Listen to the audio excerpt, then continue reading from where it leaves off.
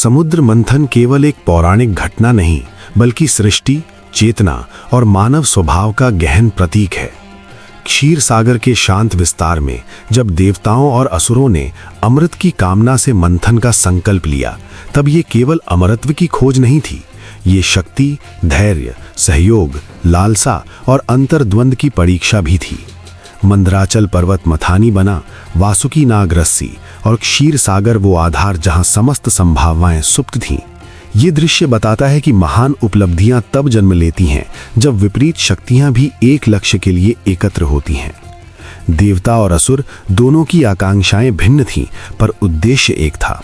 ये विरोधाभास जीवन की सच्चाई को दर्शाता है। हमारे भीतर भी सत और असत, संयम और वासना, विश्वास और संशय साथ साथ निवास करते हैं। मंथन आरंभ हुआ तो समुद्र की गहराइयों से अनेक दिव्य तत्व प्रकट होने लगे। रत्न आए, शक्तियां प्रकट हुईं, वरदान सामने आए और साथ ही विष भी निकला। ये क्रम बताता है कि जब भी जीवन में गहराई से प्रयास किया जाता है तो परिणाम केवल सुखद नहीं होते, चुनौतियां और कष्ट भी साथ आते हैं। मंथन की प्रक्रिया स्वयं में धैर्य का पाठ है। कोई त्वरित चमत्कार नहीं, कोई तत्काल सफलता नहीं, केवल निरंतर श्रम। पर्वत डगमगाया, संतुलन डोला, पर प्रयास नहीं रुका। ये निरंतरता संकेत देती है कि साधना, तप और दृढ़ निश्चय के बिना कोई अमृत नहीं मिलता। जीवन के हर क्षेत्र में यही नियम है। सफलता उसी को मिलती है जो कठिनाइयों के बीच स्थिर रहता है। मंथन से निकला विष एक गहरा संकेत है। अमृत की चाह में पहले विष का उदय ये सिखाता है कि उजाले की खोज में अंधकार का सामना अनिवार्य है। विष केवल बाहरी संकट नहीं, बल्कि भीतर के दोषों का प्रतीक है। अहंकार, ईर्ष्या, लोभ, क्रोध। जब तक ये तत्व प्रकट होकर पहचाने नहीं जाते, तब तक शुद्धि संभव नहीं। विष का प्रकट होना असफलता नहीं, बल्कि शुद्धि की दिशा में एक आवश्यक चरण है। दिव्य रत्नों और शक्तियों का उदय भी प्रतीकात्मक है। ये केवल भौतिक वैभव नहीं, बल्कि गुण, सामर्थ्य और चेतना के विभिन्न आयाम हैं। ज्ञान, सौंदर्य, समृद्धि, बल, ये सब प्रयास के फल स्वरूप ही प्राप्त होते हैं, परंतु इनके साथ जिम्मेदारी भी आती है। शक्ति यदि विवेक से न जुड़ी हो तो विनाश का कारण बन सकती है। यही कारण है कि मंथन की कथा केवल उपलब्धियों का उत्सव नहीं, बल्कि संतुलन और मर्यादा का संदेश भी देती है। देवताओं और असुरों के बीच प्रतिस्पर्धा और अविश्वास इस घटना का मानवीय पक्ष उजागर करते हैं। सहयोग के बावजूद मन में संशय बना रहा। यह स्थिति दर्शाती है कि बाहरी एकता तभी सार्थक होती है जब भीतर विश्वास हो, अन्यथा लक्ष्य साझा होने पर भी संघर्ष बना रहता है। ये कथा हमें याद दिलाती है कि सच्चा सामंजस्य केवल समझौते से नहीं, बल्कि आंतरिक स्वीकृति से जन्म लेता है। अमृत का उदय मंथन का चरम बिंदु था। ये अमरत्व का प्रतीक है, पर इसका अर्थ केवल शारीरिक अमरता नहीं। अमृत उस चेतना का रूपक है जो सत्य, करुणा, संतुलन और आत्मबोध से जन्म लेती है। जब व्यक्ति अपने भीतर के विष को स्वीकार कर उसे रूपांतरित करता है, तभी वास्तविक अमृत प्राप्त होता है। ये अमृत शाश्वत शांति, स्थिरता और संतोष का अनुभव है। समुद्र मंथन हमें ये भी सिखाता है कि सृष्टि का हर महान परिवर्तन संघर्ष और सहयोग के संगम से जन्म लेता है। विरोधी शक्तियां भी जब संतुलन में कार्य करती हैं, तब सृजन होता है।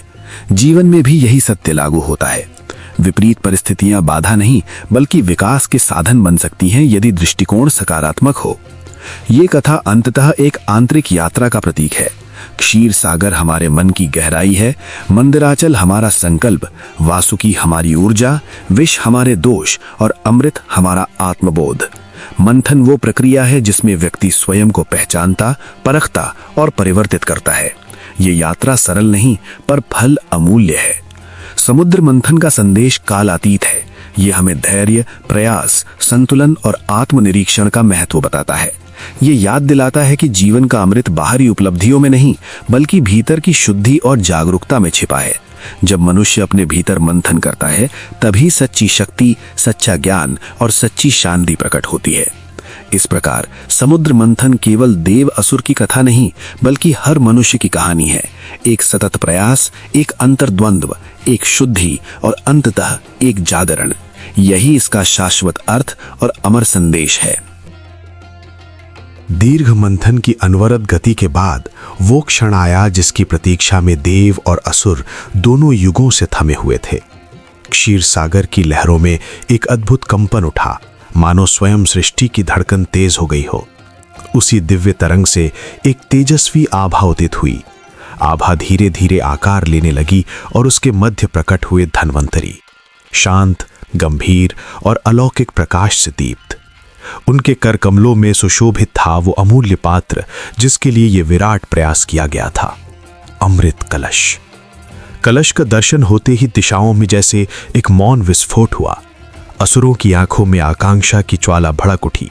उनकी दृष्टि में विजय का स्वप्न चमकने लगा। वर्षों की तप्त कामनाएं एक ही बिंदु पर सिमट आईं। देवताओं के हृदय में एक अलग ही तरंग उठी, आशा और चिंता का मिश्रण। वे जानते थे कि ये केवल अमृत का पात्र नहीं, संतुलन का आधार है, धर्म और अधर्म के बीच खिंची सूक्ष्म रेखा का केंद्र है। वातावरण बदल गया। पहले जहां श्रम और धैर्य की धारा बह रही थी, अब वहां लालसा और भय की छाया घनी हो गई। असुरों के मन में एक ही विचार कौंध रहा था, अमृत पर अधिकार। उनके लिए ये अमरत्व का वचन था, अजेयता का द्वार। दूसरी ओर देवताओं के अंतर्मन में विचारों का जाल फैलने लगा। यदि अमृत असुरों के हाथ लगा तो शक्ति का संतुलन डगमगा जाएगा। यदि संतुलन टूटा तो सृष्टि की धुरी ही विचलित हो सकती है। क्षण भर में भावनाओं का महासंग्राम प्रारंभ हो गया। कोई शब्द नहीं बोले गए, परंतु मौन ही सबसे अधिक मुखर था। दृष्टियां टकराईं, आशंकाएं गहराईं। समुद्र की लहरें भी मानो इस अदृश्य तनाव को अनुभव कर रही थीं। हर ओर एक अदृश्य प्रश्न तैर रहा था, क्या ये अमृत कल्याण का कारण बनेगा या संघर्ष का? असुरों के मध्य उत्साह का प्रवाह तीव्र था। उन्हें प्रतीत हुआ कि उनका धैर्य रंग लाया है। उनके मन में अधीरता बढ़ने लगी, जैसे समय की गति उन्हें असह्य लग रही हो। हर असुर अपने भीतर यह अनुभूति लिए था कि अमृत ही सर्वोच्च लक्ष्य है और उसे प्राप्त करना ही परम सफलता। उनकी लालसा ने वातावरण को और अधिक तीखा बना दिया। देवताओं के भीतर संयम था, परंतु चिंता भी कम न थी। वे जानते थे कि केवल शक्ति ही समाधान नहीं, बुद्धि और धैर्य भी आवश्यक है। उनके विचारों में रणनीति आकार लेने लगी। ये स्पष्ट था कि अमृत की रक्षा केवल बाहुबल से संभव नहीं होगी, इसके लिए सूझबूझ और समय की पहचान चाहिए। हर देव अपने अंतर्मन में समाधान खोजने लगा, परंतु मुख पर शांति की रेखा बनाए रखी। धन्वंतरी स्वयं निर्विकार थे। उनके तेज में कोई पक्षपात न था, कोई उतावली न थी। वे साक्षी थे उस समस्त हलचल के जो कलश के एक दर्शन से उत्पन्न हुई थी। उनके शांत भाव ने मानो एक संकेत दिया, अमृत केवल पाने की वस्तु नहीं, परीक्षा भी है। परंतु समय संकेत को कौन सुनता? दोनों पक्षों के मन में उठती तरंगें इतनी प्रबल थीं कि विवेक की ध्वनि दबने लगी। समय जैसे ठहर गया। हर क्षण एक युग सा प्रतीत होने लगा। किसी के लिए ये अवसर था, किसी के लिए चुनौती। लालसा ने मन को तीव्र किया, भय ने विचारों को गहरा, रणनीति ने आकार लिया और मौन ने सब कुछ ढंक लिया। सागर के मध्य वो अमृत कलश चमक रहा था, आकर्षण का केंद्र, संघर्ष का बीज और भविष्य की दिशा का निर्धारण। धीरे धीरे ये स्पष्ट होने लगा कि ये केवल अमृत का उदय नहीं, भावनाओं का भी उदय है। जहां इच्छा है वहां संघर्ष है, जहां भय है वहां सावधानी है। दोनों धाराएं एक ही बिंदु पर मिल रही थीं। संतुलन की ये घड़ी अत्यंत नाजुक थी। एक निर्णय, एक कदम, एक चूक और परिणाम असीम हो सकते थे। असुरों की अधीरता बढ़ती गई। उनके लिए प्रतीक्षा असह्य होने लगी। वो उस क्षण को शीघ्र पकड़ लेना चाहते थे, मानो समय स्वयं उनके विरुद्ध हो। देवताओं की दृष्टि में धैर्य था, परंतु भीतर की बेचैनी भी छिपी न थी। वे समझ रहे थे कि आगे की राह सरल नहीं, परंतु आवश्यक अवश्य है। वातावरण में अब केवल एक ही सत्य शेष था, अमृत कलश का अस्तित्व। वही आशा था, वही आशंका, वही आकर्षण था, वही परीक्षा। समुद्र की लहरों पर झिलमिलाती उसकी आभा दोनों पक्षों को पुकार रही थी, परंतु उत्तर अलग अलग थे। कोई उसे अधिकार समझ रहा था, कोई उत्तरदायित्व। इस प्रकार वो क्षण सृष्टि के इतिहास में एक निर्णायक अध्याय बन गया। श्रम का फल सामने था, परंतु उसके साथ जुड़ी थी एक गहन चुनौती। अमृत का प्रकाश जितना उज्जवल था, उसके चारों ओर उठती भावनाओं की छाया उतनी ही गहरी।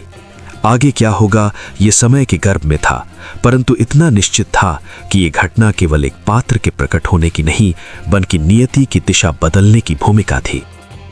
और क्षीरसागर उस समस्त दृश्य का मौन साक्षी बनकर अपनी लहरों में उस रहस्य को संजोए रहा।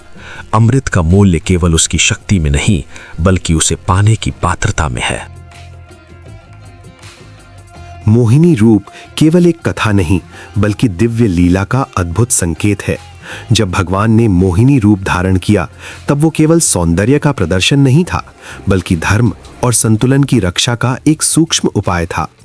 असुर उस अलौकिक आभा को देखकर मोहित हो उठे। उनकी दृष्टि में केवल आकर्षण था, विवेक नहीं। मोहिनी का रूप ऐसा था जिसमें माधुर्य भी था और रहस्य भी। वो मुस्कान में विश्वास जगाती थी, वाणी में सम्मोहन रखती थी और उपस्थित होकर भी पकड़ में न आने वाला सत्य प्रतीत होती थी। उस क्षण में कोई युद्ध नहीं हुआ, कोई शस्त्र नहीं उठे, कोई क्रोध नहीं फूटा। सब कुछ शांत था, पर भीतर एक गहरी योजना प्रवाहित हो रही थी। मोहिनी ने अमृत वितरण का दायित्व अपने हाथों में लिया। सभी उसके शब्दों में बंध गए। असुरों के मन में संशय की जगह आकर्षण ने ले ली। उन्हें लगा जैसे सब कुछ स्वाभाविक है, जैसे ये क्रम उचित है, जैसे यही नियति है। किसी को छल का आभास न हुआ, क्योंकि माया जब दिव्यता के साथ आती है तो वो भ्रम नहीं, लीला बन जाती है। ये प्रसंग हमें ये समझाता है कि हर सत्य प्रत्यक्ष नहीं होता। कभी कभी धर्म की रक्षा के लिए नीति को भी रूप बदलना पड़ता है। मोहिनी रूप में भगवान ने यह दर्शाया कि शक्ति केवल बल में नहीं, बुद्धि और समय की समझ में भी निहित है। असुर सामर्थ्यवान थे पर संयम से दूर, देव दुर्बल प्रतीत होते थे पर विश्वास से पूर्ण। मोहिनी ने किसी को बाध्य नहीं किया, केवल दिशा दी। यही लीला का गूढ़ रहस्य है। जहां आदेश नहीं, आकर्षण काम करता है। जहां संघर्ष नहीं, स्वीकृति परिणाम बनती है। मोहिनी का सौंदर्य बाहरी नहीं था, वो चेतना को स्पर्श करने वाला था। वो मन के भीतर छिपी इच्छाओं को जगाता था, अहंकार को शिथिल करता था और निर्णयों को प्रभावित करता था। असुर उस छवि में खो गए। उन्हें लगा जैसे ये अवसर उनके लिए ही बना है, जैसे ये कृपा का क्षण है।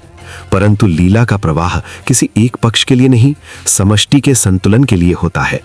अमृत का वितरण भी उसी संतुलन की स्थापना का माध्यम था। इस कथा में छल का अर्थ भी साधारण नहीं है। यहाँ छल अधर्म का नाश करने का साधन है, स्वार्थ नहीं। जब उद्देश्य लोक कल्याण हो, तब उपायों की प्रकृति भी बदल जाती है। मोहिनी रूप इस सत्य का प्रतीक है कि ईश्वर की दृष्टि व्यापक होती है। वो केवल तत्काल परिणाम नहीं, दूरगामी संतुलन को देखती है। जहां मनुष्य भ्रम देखता है, वहां दिव्यता व्यवस्था देखती है। मोहिनी लीला ये भी सिखाती है कि आकर्षण और सत्य का संबंध जटिल है। जो दिखता है वही अंतिम नहीं होता। जो मन को भाता है वो आवश्यक नहीं कि कल्याणकारी हो। असुरों का मोह यही भूल दर्शाता है। जब विवेक सो जाता है, तब माया ही मार्गदर्शक बन जाती है। परंतु ईश्वर की माया भी अंततः धर्म की स्थापना का ही कार्य करती है। इस प्रसंग में कोई कठोरता नहीं है, केवल सहजता है। कोई भय नहीं है, केवल विश्वास का वातावरण है। यही इसकी अद्वितीयता है। भगवान ने युद्ध के बिना विजय प्राप्त की, संघर्ष के बिना समाधान दिया और कठोरता के बिना व्यवस्था स्थापित की। मोहिनी रूप में यह संदेश छिपा है कि हर समस्या का समाधान बल से नहीं, कभी-कभी सौम्यता और बुद्धि से भी संभव है। अंततः मोहिनी रूप हमें यह स्मरण कराता है कि ईश्वर की लीला अनंत है।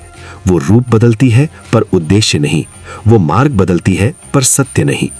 जो इसे समझ लेता है, उसके लिए हर घटना में एक गहरा अर्थ प्रकट होता है। जो नहीं समझता, वो केवल दृश्य में उलझा रह जाता है। यही मोहिनी की लीला का सनातन संदेश है। जहां आकर्षण के पीछे छिपा है संतुलन और माया के भीतर स्थित है परम सत्य। स्वर भानु का छल केवल एक कथा नहीं, बल्कि चतुराई, लालसा और सत्य के अनिवार्य प्रकट होने का सनातन संदेश है। देवों और असुरों के बीच चले दीर्घ संघर्ष के मध्य जब क्षीर सागर का मंथन हुआ और अमृत प्रकट हुआ, तब समस्त लोकों में आशा, भय और आकांक्षा एक साथ जाग उठी। अमृत केवल एक द्रव्य नहीं था, वो अमरत्व, शक्ति और विजय का प्रतीक बन चुका था। देव उसे धर्म की रक्षा के लिए चाहते थे, असुर उसे प्रभुत्व के लिए। इसी महत्वपूर्ण क्षण में स्वर भानु ने अपना खेल रचा। स्वर भानु असुरों में प्रखर बुद्धि और धैर्य के लिए प्रसिद्ध था। उसने समझ लिया था कि युद्ध के मार्ग से अमृत प्राप्त करना कठिन है, परंतु युक्ति से संभव हो सकता है। उसने देवता का वेश धारण किया। ये केवल बाहरी रूप का परिवर्तन नहीं था, बल्कि आत्मविश्वास और साहस की परीक्षा भी थी। वो देवों की पंक्ति में जा बैठा। उसके भीतर एक ही ध्येय था, अमृत का पान। उसकी दृष्टि स्थिर थी, मन सजग था और व्यवहार शांत। उस क्षण उसकी चतुराई सफल प्रतीत हुई। देवों के बीच बैठकर भी स्वरभानु का हृदय अशांत था। छल का आधार सदैव भय पर टिका होता है। वो बाहर से शांत दिखा, पर भीतर संशय की तरंगें उठती रहीं। अमृत की एक एक बूंद उसके लिए स्वप्न समान थी। उसे लगा कि नियति उसके पक्ष में है, कि उसकी बुद्धि ने उसे देवों के समकक्ष ला खड़ा किया है। किंतु सत्य का स्वभाव भिन्न है। वो प्रतीक्षा करता है, पर छिपा नहीं रहता।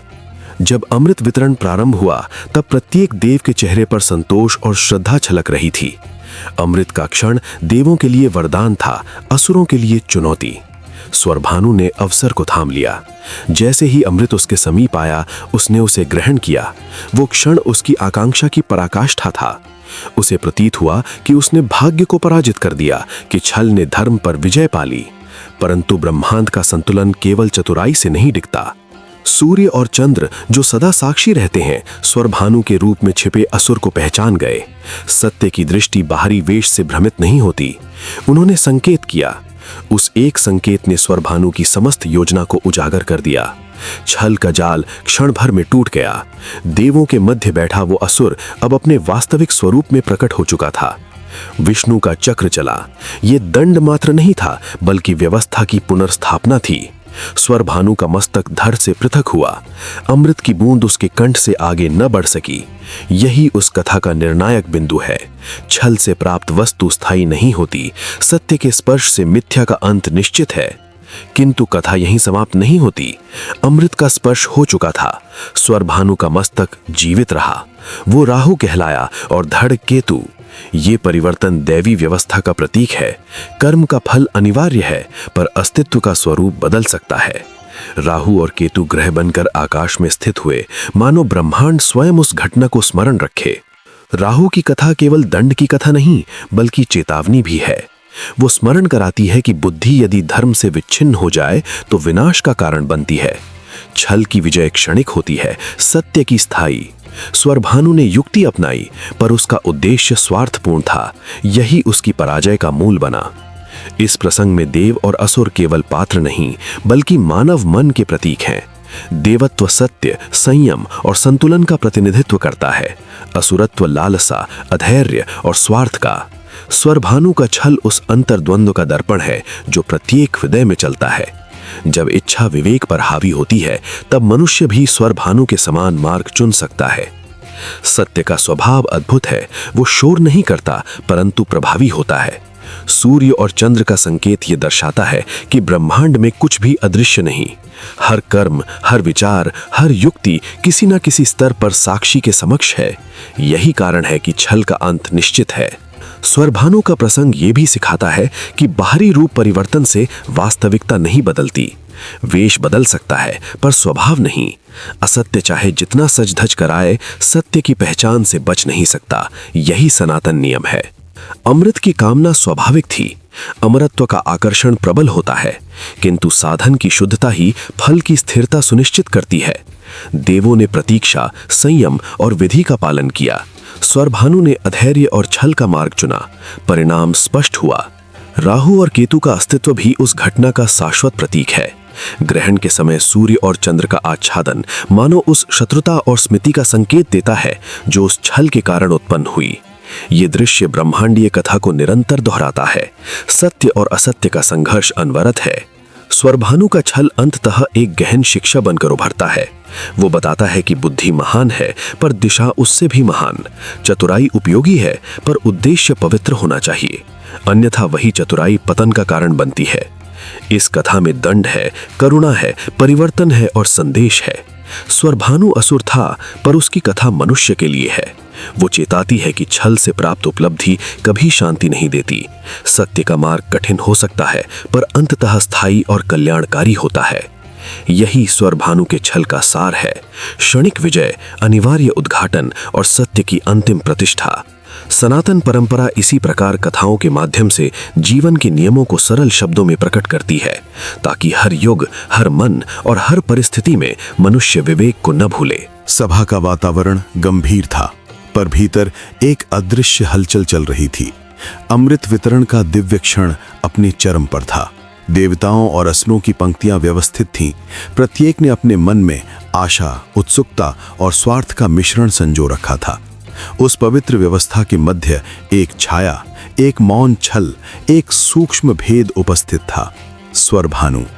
वो शांत बैठा था, पर उसकी निस्तब्धता में एक असामान्य कंपन छिपा था। सूर्य और चंद्र, जो साक्षी मात्र नहीं बल्कि सत्य के प्रहरी थे, उस असामान्य तरंग को अनुभव कर रहे थे। उनके तेजस्वी दृष्टिकोण ने उस पंक्ति में बैठी एक ऐसी उपस्थिति को महसूस किया जो बाह्य रूप से सामंजस्यपूर्ण थी, किंतु आंतरिक स्वरूप में विसंगति से भरी हुई।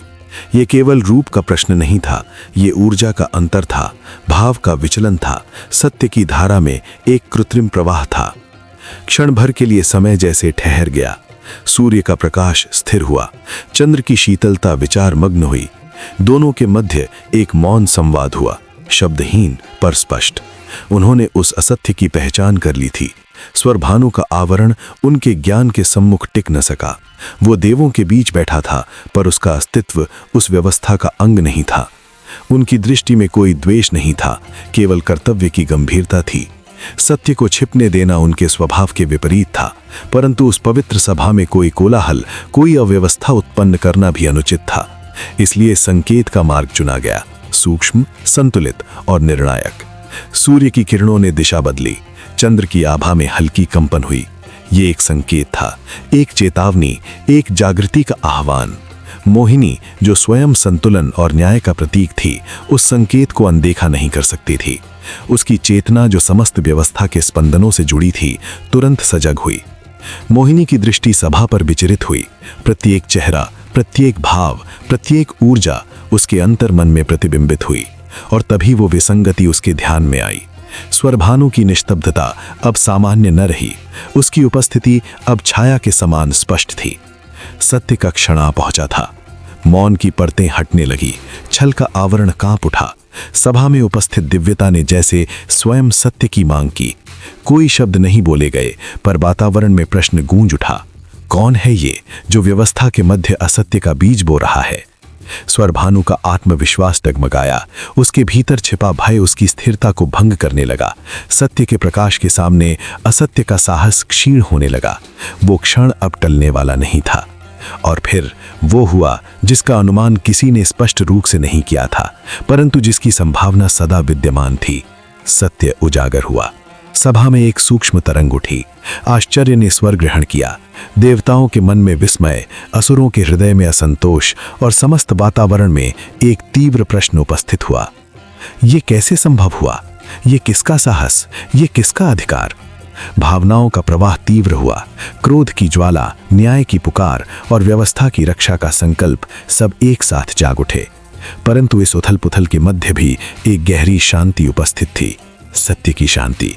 क्योंकि जहां सत्य प्रकट होता है, वहां अंततः स्पष्टता जन्म लेती है।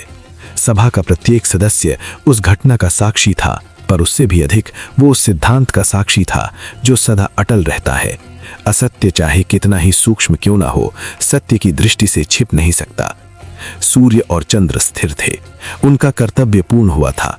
उन्होंने किसी पर आक्षेप नहीं लगाया, केवल संकेत दिया। सत्य का उद्घाटन स्वयं हुआ। मोहिनी की उपस्थिति अब और भी गंभीर थी। उसका स्वरूप केवल आकर्षण नहीं, बल्कि निर्णय की गरिमा से परिपूर्ण था। सभा ने अनुभव किया कि यह केवल एक घटना नहीं, बल्कि धर्म और व्यवस्था के संतुलन का अनिवार्य चरण था। वातावरण में उठी भावनाएं धीरे धीरे एक दिशा लेने लगी। क्रोध अब विचार में परिवर्तित हो रहा था। आश्चर्य अब समझ की ओर अग्रसर हो रहा था। न्याय की भावना अब स्पष्ट स्वर ग्रहण कर रही थी। सभा ने अनुभव किया, सत्य केवल उजागर नहीं हुआ, वो प्रतिष्ठित हुआ। स्वरभानु की उपस्थिति अब रहस्य न रही, उसका छल अब कथा बन चुका था, और उस कथा में एक गहन शिक्षा निहित थी। इच्छा जब विवेक से दूर हो जाती है, तो वो स्वयं अपने पतन का कारण बनती है। क्षण बीतते गए, पर उस पहचान का प्रभाव स्थायी हो चुका था। सभा का प्रत्येक हृदय उस घटना के अर्थ को अपने भीतर धारण कर रहा था। ये केवल एक प्राणी की पहचान नहीं थी, ये प्रकाश और छाया का भेद था, ये सत्य और आवरण का अंतर था, ये धर्म और छल का संवाद था, और अंततः ये स्मरण था कि व्यवस्था के मध्य उपस्थित प्रत्येक चेतना, प्रत्येक शक्ति, प्रत्येक दृष्टि सत्य की रक्षा में सदैव जागरूक रहती है। सभा का कोलाहल शांत हुआ, विचारों का प्रवाह स्थिर हुआ, पर उस दिन की घटना ने एक अमिट छाप छोड़ दी। सत्य ने स्वयं को प्रकट किया और समस्त अस्तित्व ने उसे स्वीकार किया। राहु केतु की कथा केवल दंड की कहानी नहीं, बल्कि परिवर्तन, कर्म और नियति का गूढ़ संदेश है। ये उस क्षण की स्मृति है जब छल, बुद्धि, साहस और ईश्वरीय न्याय एक ही बिंदु पर आकर मिलते हैं। देवों और दैत्यों के बीच समुद्र मंथन चल रहा था। अमृत की चाह सभी को थी, क्योंकि अमृत केवल जीवन नहीं बल्कि शक्ति, प्रतिष्ठा और स्थायित्व का प्रतीक था। हर कोई उस अमरत्व की बूंद को पाना चाहता था जो समय के बंधन को तोड़ दे। दैत्यों की पंक्ति में स्वरभानु नामक एक असुर बैठा था, चतुर, धैर्यवान और अवसर की प्रतीक्षा में। उसने देवताओं का रूप धारण किया ताकि अमृत का भाग पा सके। वो जानता था कि युद्ध में बल काम आता है, परंतु निर्णायक क्षणों में बुद्धि ही मार्ग बनाती है। जैसे ही अमृत का पात्र निकट आया, स्वरभानु देवों के बीच जा बैठा। उस पल का मौन अत्यंत गहरा था, जैसे ब्रह्मांड स्वयं श्वास रोककर परिणाम की प्रतीक्षा कर रहा हो। परंतु सत्य को अधिक समय तक आवरण में नहीं रखा जा सकता। सूर्य और चंद्र ने उस असामान्यता को पहचान लिया। उनके संकेत से ईश्वरीय दृष्टि सक्रिय हुई, न्याय की धारा जागी। भगवान ने सुदर्शन चक्र चलाया, तेज, अचूक और समय से भी तीव्र। चक्र ने स्वरभानु के मस्तक को धड़ से अलग कर दिया। क्षण भर में सब बदल गया, परंतु अमृत की बूंद उसके कंठ को स्पर्श कर चुकी थी। मृत्यु का विधान उस पर पूर्णतः लागू न हो सका। सिर और धड़ दोनों में चेतना की झिलमिलाहट बनी रही। स्वरभानु का सिर राहु कहलाया और धड़ केतु। दंड मिला, परंतु अस्तित्व समाप्त नहीं हुआ। यही इस कथा का सबसे गहन पक्ष है। ईश्वरीय न्याय केवल विनाश नहीं करता, वो संतुलन स्थापित करता है। राहु और केतु बने तो सही, परंतु उनके स्वरूप में एक अनूठा रहस्य समाहित हो गया। वे छाया ग्रह कहलाए, दृश्य नहीं पर प्रभावशाली, स्थूल नहीं पर शक्तिशाली। ये मानो कर्म के अदृश्य सूत्रों का प्रतीक हो जो जीवन की दिशा बदलते हैं। राहु की प्रकृति में आकांक्षा, जिज्ञासा और असीम चाह का संचार हुआ। वो सदैव आगे बढ़ने, पाने और अनुभव करने की बेचैनी का प्रतिनिधि बन गया। केतु के स्वरूप में विरक्ति, अंतर्दृष्टि और मुक्ति की शांति बस गई। वो त्याग, आध्यात्मिकता और अंतर्मुखी यात्रा का प्रतीक बना। एक में संसार की प्यास, दूसरे में उससे परे जाने की तृप्ति। दोनों मिलकर जीवन के द्वंद्व को दर्शाते हैं, इच्छा और त्याग, मोह और मोक्ष। आकाश में उनकी गति अनवरत है। वे निरंतर चलते हैं, मानो स्मरण कराते हों कि कर्म का चक्र कभी रुकता नहीं। ग्रहण के समय राहु और केतु का प्रभाव विशेष रूप से अनुभव किया जाता है। ये घटना केवल खगोलीय नहीं बल्कि प्रतीकात्मक भी है। अंधकार और प्रकाश का क्षणिक संग्राम। जैसे जीवन में भ्रम, भय या संदेह कुछ समय के लिए उजाले को ढक लेते हैं, परंतु सत्य अंततः पुनः प्रकट होता है। इस कथा का संदेश गहरा है।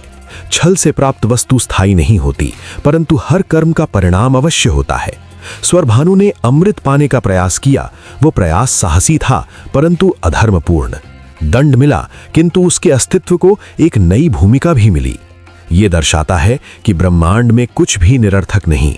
हर घटना, हर परिवर्तन किसी व्यापक संतुलन का अंग है। राहु केतु हमें स्मरण कराते हैं कि जीवन केवल बाहरी उपलब्धियों का मार्ग नहीं बल्कि आंतरिक समझ की यात्रा भी है।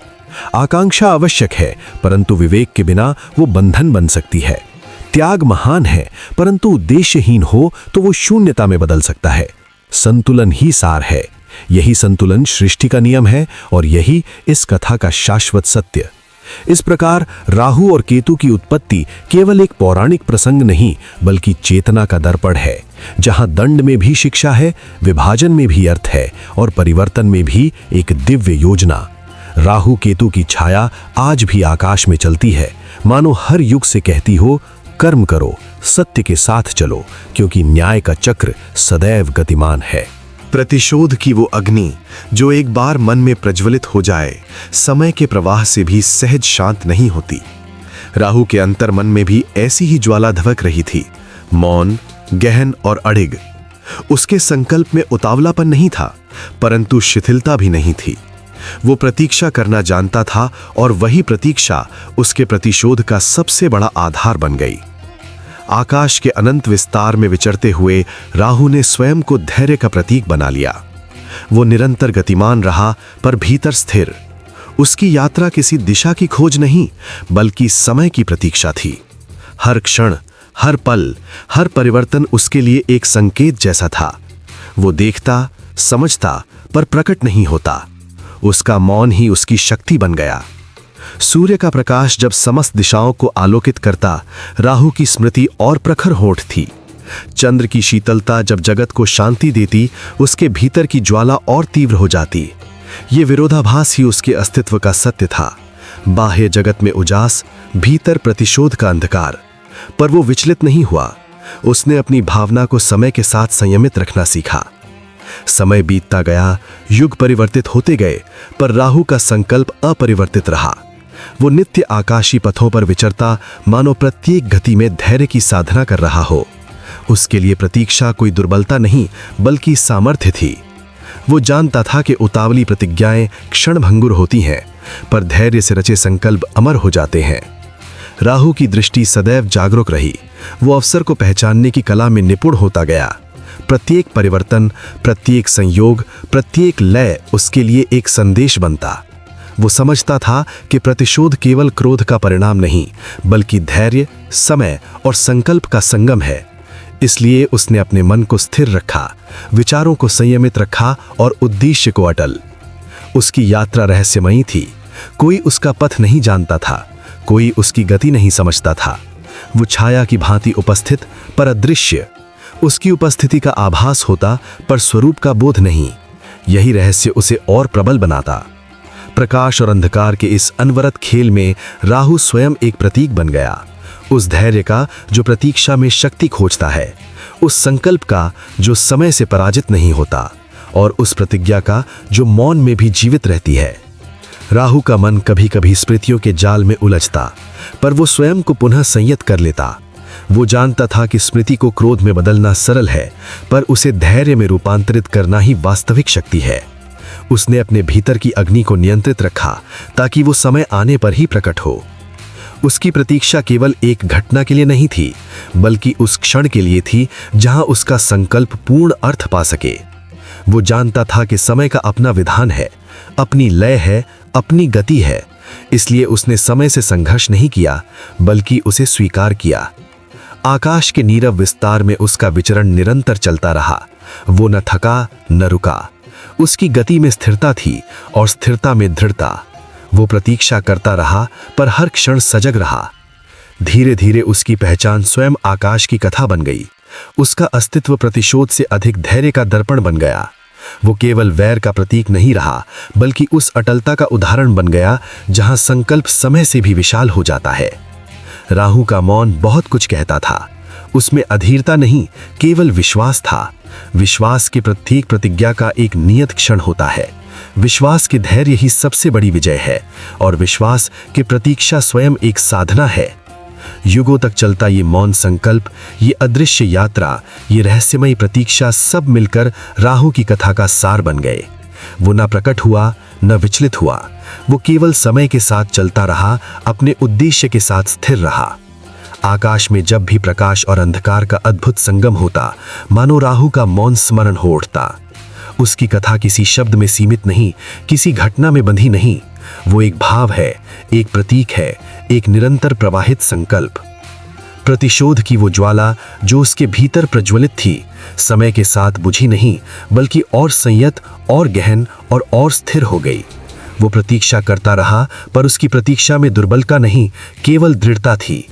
और इसी प्रकार राहु की यात्रा चलती रही, मौन, रहस्यमयी, अटल। उसका अस्तित्व स्वयं एक संदेश बन गया कि धैर्य से साधा गया संकल्प कभी व्यर्थ नहीं होता, और प्रतीक्षा में निहित शक्ति समय से भी ज्यादा प्रभावशाली हो सकती है। उसकी कथा समाप्त नहीं होती, क्योंकि प्रतीक्षा का अंत भी एक नई शुरुआत है। राहु का संकल्प, उसका मौन, उसका धैर्य सब अनंत आकाश की भांति निरंतर, असीम और अमर है।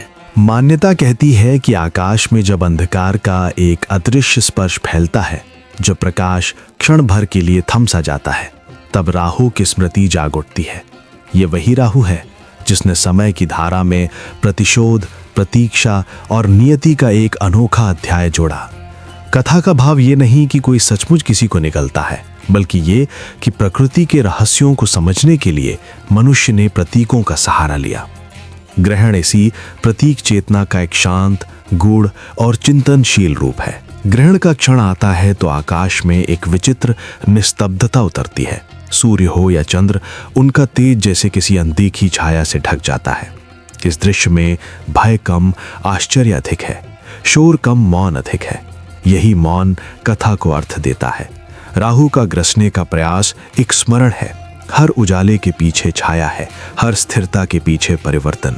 प्रकाश और अंधकार का ये खेल अनादि है, निरंतर है, अपरिहार्य है। कथा के भीतर राहु कोई दानव मात्र नहीं, बल्कि एक भाव है, अधूरी इच्छा का, प्रतीक्षा का, चक्र का। वो चलता है, ठहरता नहीं। उसकी गति में समय का बोध है। ग्रहण के रूप में उसका स्मरण ये कहता है कि संसार में कुछ भी स्थायी नहीं। जो चमकता है वो कभी धुंधला भी पड़ता है, जो धुंधला है वो फिर प्रकाशित भी होता है। ये उतार चढ़ाव ही अस्तित्व की लय है। जब लोग ग्रहण को देखते हैं तो वे केवल एक आकाशीय घटना नहीं देखते, वे एक परंपरा का अनुभव करते हैं। पीढ़ियां बदलती रहीं पर यह अनुभूति बनी रही। किसी ने इसे दैवी संकेत माना, किसी ने प्राकृतिक क्रम, पर कथा का केंद्र भय नहीं, विचार है। ये विचार कि हर घटना के पीछे एक गहरा संतुलन काम करता है। राहु का प्रयास भी उसी संतुलन का एक रूपक है। अंधकार का प्रकाश से संवाद। ग्रहण का दृश्य क्षणिक है, पर उसका प्रभाव दीर्घ। वो याद दिलाता है कि समय का पहिया निरंतर घूम रहा है। कोई अवस्था अंतिम नहीं, कोई स्थिति पूर्ण नहीं। हर क्षण अगले क्षण में ढलता है। राहु की छाया स्थायी नहीं रहती। सूर्य और चंद्र का तेज लौट आता है। ये लौटना ही आशा का प्रतीक है। ये कहता है कि अस्थायी आवरण सत्य को मिटा नहीं सकता। कथा का एक और अर्थ भी है, अंतर्दृष्टि का। जैसे आकाश में प्रकाश ढकता है, वैसे ही मन में भी संदेह, भय, भ्रम की छाया पड़ती है। पर जैसे ग्रहण बीतता है, वैसे ही मन का अंधकार भी टिकता नहीं। राहु का ग्रसन प्रयास एक संकेत है कि छाया केवल परीक्षा है, अंत नहीं। प्रकाश की प्रकृति लौटना है, फैलना है, स्थिर रहना नहीं। ग्रहण के समय का वातावरण मनुष्य को धीमा कर देता है। गतिविधियां थमती हैं, दृष्टि ऊपर उठती है। ये ऊपर उठना प्रतीक है क्षण भर के लिए बाहरी व्यस्तता से भीतर की ओर मुड़ने का। कथा इसी विराम में जीवित है। राहु की छाया केवल आकाश पर नहीं, मन पर भी पड़ती है, ताकि मन स्वयं से प्रश्न कर सके, स्वयं को देख सके। कहानी का सार ये नहीं कि कोई संघर्ष है, बल्कि ये कि एक चक्र है। राहु, सूर्य, चंद्र तीनों मिलकर एक लय बनाते हैं। ये लय जीवन की तरह है, कभी स्पष्ट, कभी धुंधली, कभी उजली, कभी गहरी। ग्रहण उस लय का एक दृश्य रूप है। वो कहता है कि विरोध भी समन्वय का ही एक रूप है, क्योंकि बिना छाया प्रकाश की अनुभूति अधूरी है। समय के साथ विज्ञान ने ग्रहण का गणित समझाया, पर कथा का आकर्षण बना रहा। कारण सरल है, कथा भाव को छूती है, अनुभव को अर्थ देती है। राहु का प्रतीक मनुष्य की कल्पना का दर्पण है, जहां प्राकृतिक घटनाएं भी मानवीय संवेदना से जुड़ जाती है। ये जुड़ाव ही परंपरा की आत्मा है। ग्रहण का अंत आता है तो प्रकाश फिर से फैलता है। ये फैलना केवल दृश्य नहीं, संदेश है। वो बताता है कि हर आवरण हटता है, हर छाया गुजरती है। राहु का प्रयास पूर्ण नहीं होता, पर उसका अस्तित्व निरर्थक भी नहीं। वो चक्र को गति देता है, स्मरण को जीवित रखता है, परिवर्तन को स्पष्ट करता है। इस प्रकार ग्रहण की कथा एक शांत दार्शनिक संकेत बन जाती है। ये ना तो केवल आस्था है, न केवल घटना, ये अनुभव का रूपक है। राहु की छाया, सूर्य का तेज, चंद्र की शीतलता सब मिलकर एक ही सत्य की ओर संकेत करते हैं कि संसार परिवर्तनशील है, संतुलनशील है और हर क्षण में अर्थ छपा है।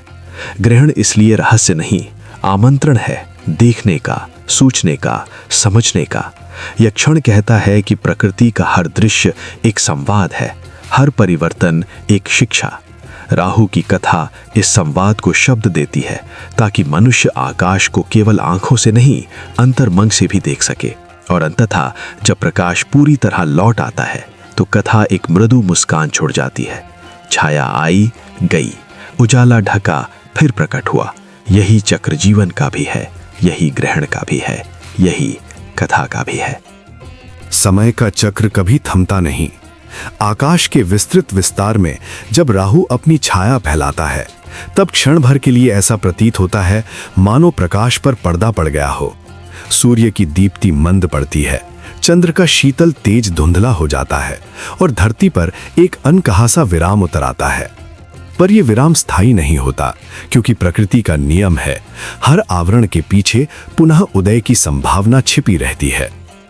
राहु अपनी संकल्पित शक्ति के साथ प्रकाश को पूर्णतः रोकने का प्रयास करता है। उसकी छाया गहन होती है, आकाश में एक अद्भुत निस्तब्धता भर जाती है। उस क्षण में न कोई हड़बड़ी होती है, न कोई शोर, केवल प्रतीक्षा की एक सूक्ष्म धड़कन। ये धड़कन स्वयं सृष्टि की है, जो जानती है कि संतुलन कभी खोता नहीं, केवल क्षणिक रूप से ढक जाता है। धीरे धीरे वो क्षण बीतने लगता है, जैसे किसी अदृश्य शक्ति ने समय को संकेत दिया हो। प्रकाश अपनी राह खोजने लगता है। राहु की छाया, जो कुछ समय पहले अडिग प्रतीत होती थी, अब हल्की पड़ने लगती है। सूर्य का तेज फिर से झलक दिखाने लगता है। चंद्र का सौम्य प्रकाश पुनः आकार लेने लगता है। ये लौटना अचानक नहीं, बल्कि स्वाभाविक है, जैसे नदी अपने प्रवाह में स्वयं मार्ग बना लेती है। धरती इस परिवर्तन को मौन साक्षी की भांति अनुभव करती है। अंधकार की हल्की चादर हटती है, वातावरण में एक नई ताजगी भर जाती है। पक्षियों की चहचहाहट फिर सुनाई देने लगती है, वायु में गति लौट आती है। सब कुछ वैसा ही, पर भीतर कहीं एक सूक्ष्म स्मरण रह जाता है कि प्रकाश का मूल्य अंधकार के स्पर्श से और गहरा हो जाता है। प्रकाश की ये वापसी केवल दृश्य परिवर्तन नहीं, बल्कि एक गूढ़ संकेत है। ये बताती है कि अवरोध चाहे जितना प्रबल हो, वो अनंत नहीं होता।